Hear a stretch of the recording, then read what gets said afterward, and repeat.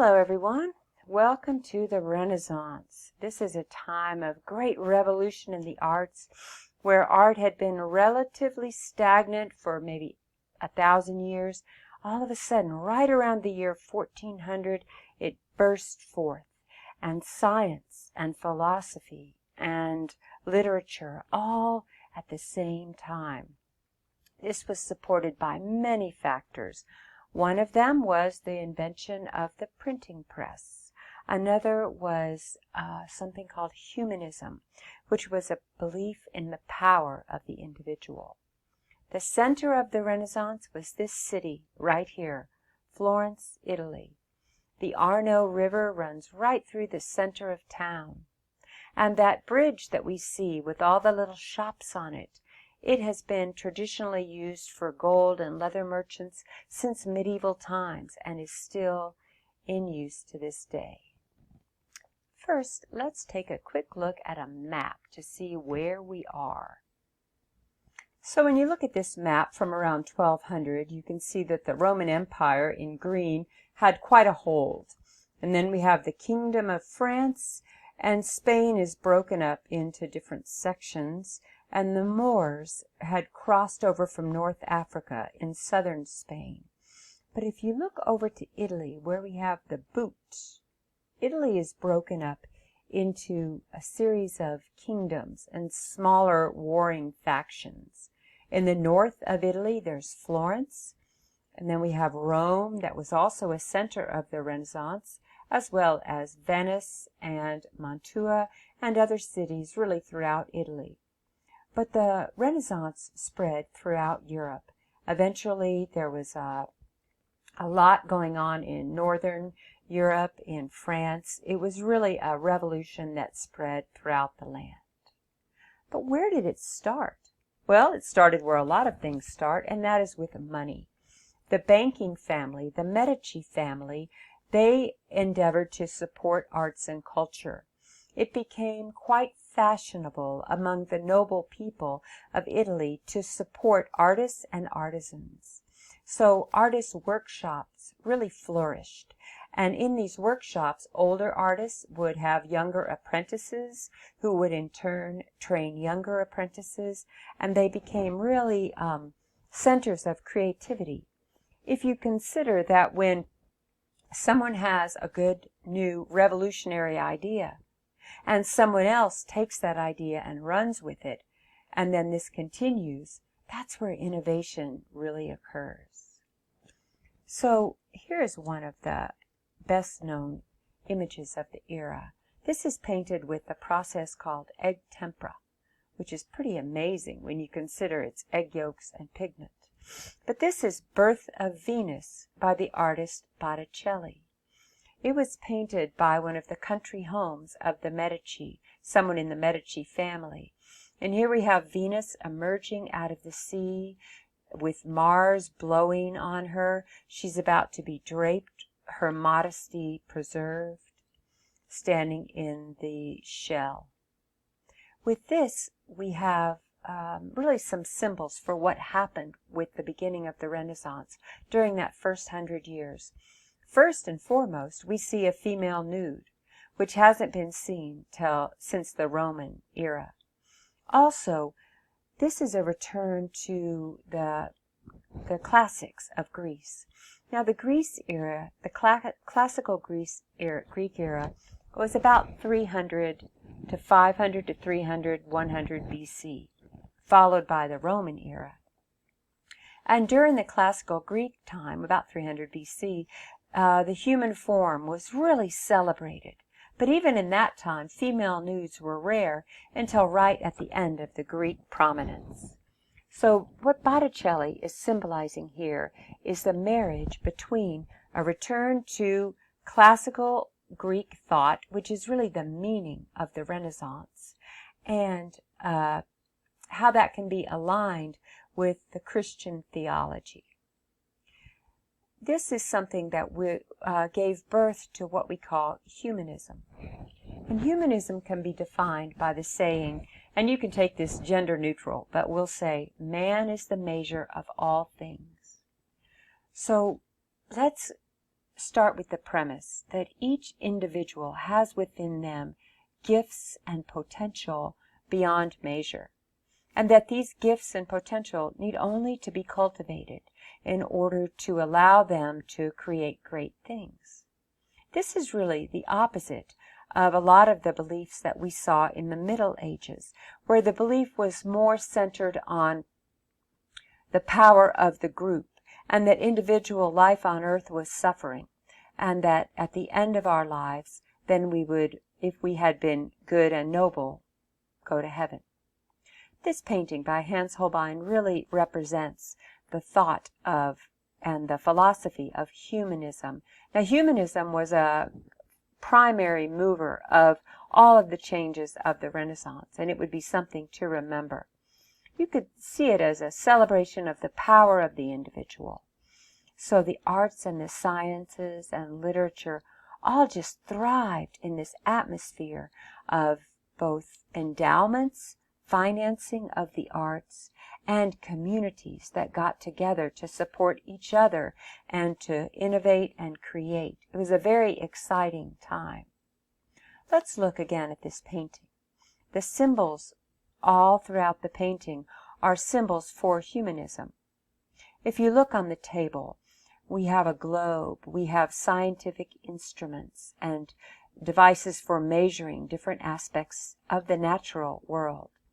Of course, underneath there's the lute, which represents the creative expression through music, and an open book, because with the invention of the printing press, literacy became much more common.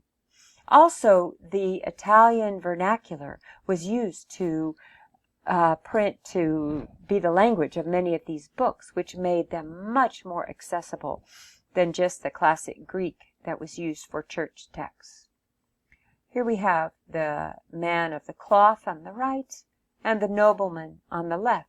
And the nobleman is also holding a telescope, which had very recently been invented and allowed him to study the stars. Now, one more thing along the bottom, which looks like a weird abomination on the painting. Do you see that thing going across the floor? You know what that is? It's a human skull. So if you stand beside this painting and look at it, you'll see a skull. One of the things that really fueled the Renaissance was this belief or knowledge that life on earth is transitory and that we must grab a hold and make the most of each moment. I really feel that a lot of these ideals of the Renaissance can serve someone of any age, of any era, and that would be a belief in the self, a belief in each person's creative potential, and the ability, the financial means, and the community support to cultivate that potential. Well, where did it all begin? It began with a set of doors that were created for the baptistry of the Florence Cathedral. So this is an interesting story, and it's the classic story that began the Renaissance in the year 1400. So what was happening was that there was a duke was endeavoring to conquer Florence. So the city was surrounded by a blockade, and people were hungry, and life was hard. In that environment, the Wool Merchants Guild of Florence endeavored to have a competition. They all pooled their money to pay the best artists to create these huge bronze doors. Just to give you an idea, the door handle is about right here.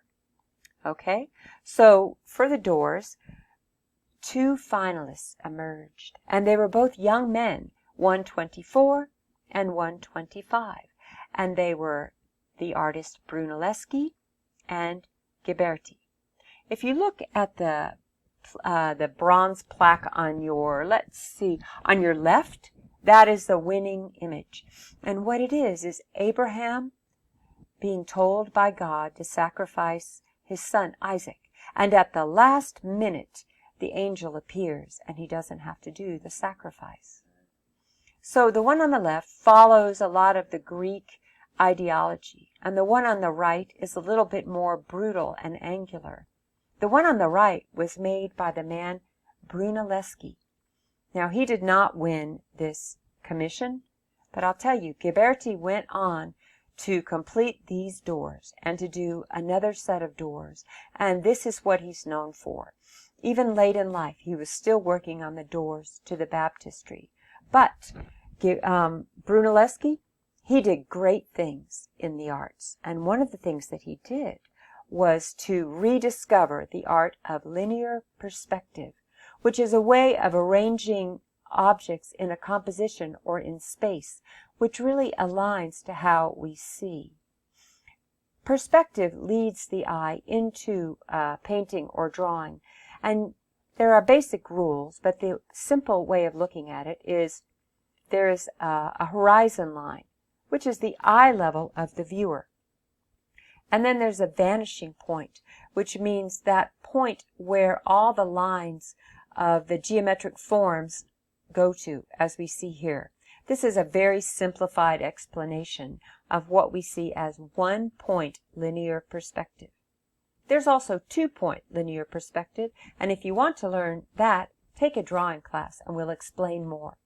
What we need to understand from this is that it really revolutionized art, as we see here. This is a painting by the artist Masaccio, and he is the person who emerged in the early 1400s to sort of pick up where the great artist Giotto left off.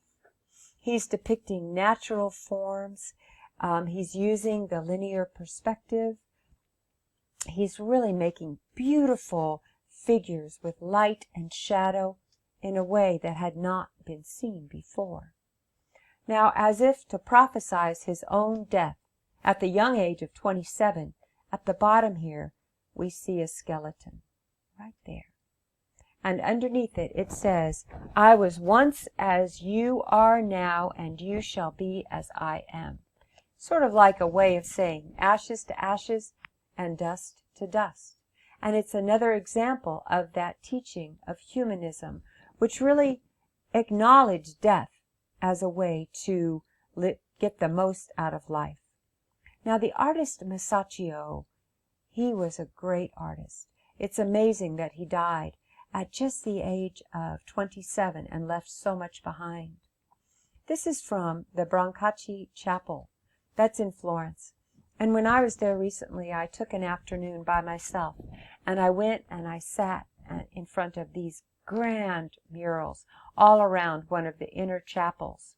And I thought about the artist Masaccio. Especially, I like his Peter here. That's the figure on the left with the halo. This is the Christ form, the Christ figure, and Peter. And look at the light on Peter's face. I invite you to go in close and really study this. I was so moved to see these in person. And it's, you might look at this now and think, oh, ho hum. But consider, this had never been done before in the history of art.